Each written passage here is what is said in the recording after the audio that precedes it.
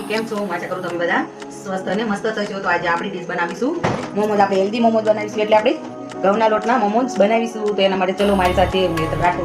ચલો થઈ જાવ તૈયાર. સૌપ્રથમ કઢાઈ લઈ લીધી છે અને એમાં બટર એડ કરી દઈશું. અમૂલનું બટર લીધું છે ને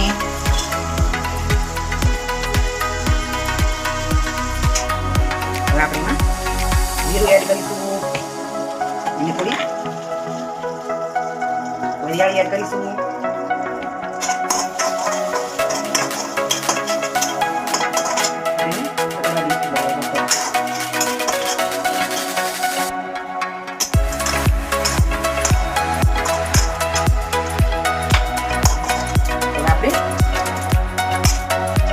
ડુંગળી, ટામેટા, સિંગેલા, ગાજર અને ફુલાવર અને બટેટા બી આપણે ચૂંદો કરી લીધા છે. તો સૌ પ્રથમ આપણે ડુંગળી એડ કરીએ. ડુંગળી અને ટામેટા બંને એડ કરીએ. ટામેટાના આપણે ટુકડા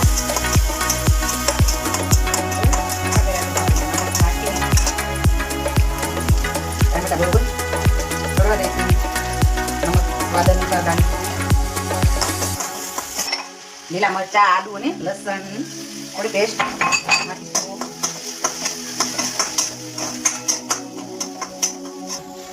હળદર અને ધાણા જેવું એટલે થોડું લાલ મરચું આપણે લીલું મરચું એડ કર્યું છે. લાલ મરચું થોડું કલર માટે એડ થોડું કરી દઈશું. અને હવે આપણે ગાજર અને ફુલેવર એડ કરી દઈશું. ગાજર અને ફુલેવરને બરોબર કરવા દેવાના છે. એને આપણે બાફી નથી લીધા, એને આપણે એડ કરી દઈશું. હવે જે બાફેલા સૂંદો કરેલા છે જે બટેકા આપણે બરોબર સરખી રીતે મિક્સ કરી લઈશું. ને 2 નંગ ચણા લીધા છે અને થોડું ગાજર અને થોડું ફુલાવર. બહુ સબ્જી મારી છોકરીને પસંદ નથી, જલ્દીથી વીણી વીણી સબ્જી કાઢે છે, એટલા માટે મેં સીણીને નાખી છે. ટામેટા પણ મેં વીણી વીણી કાઢી દીધું. જ્યાં દાણાવાળી ડીશ હોય એને થોડી ઓઇલ કરી લેવાની છે. આપણે સ્ટીમ કરવાના છે. અને એના માટે આપણે હું હેલ્ધી મોમોઝ બનાવશું. તો એના માટે આપણે મેંદો લેવાનો નથી, ઘઉંના લોટથી જ બનાવવાનું છે. મેંદામાં બહુ પ્રોબ્લેમ થાય છે, પેટના દુખાવો પણ વધે છે. એ માટે હું મારી છોકરીઓને ઘઉંના લોટમાં બધું બનાવીને ખવડાવું છું. બધું પોસિબલ છે એવું નથી. એ તો એક ઘરથી માનસિકતા સેટ કરી દીધી છે કે મેંદામાં જ બને, નહીં ઘઉંના લોટથી મત કરવાનું.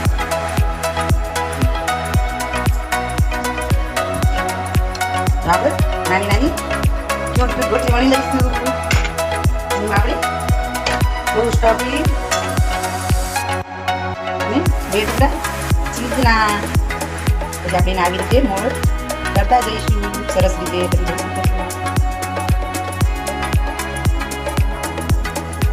ડીશમાં એક આપણે ડીશ આમાં મૂકી દઈશું. પહેલેથી આપણે પાણીમાં ગરમ પાણી ડીશ આપણે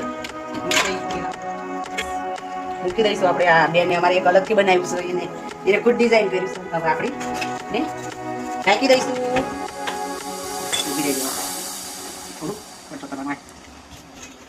થોડું આપણે બટર બધામાં લગાવી લઈશું.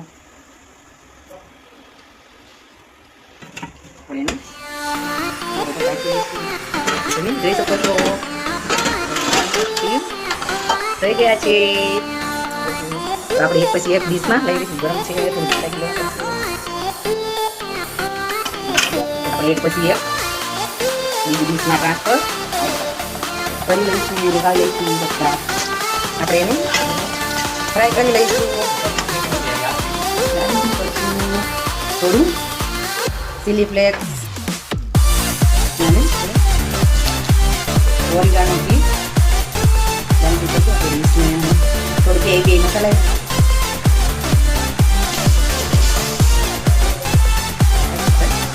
એડ કરી મસાલા એડ કરવાના છે. બાળકોને ખાવાના છે.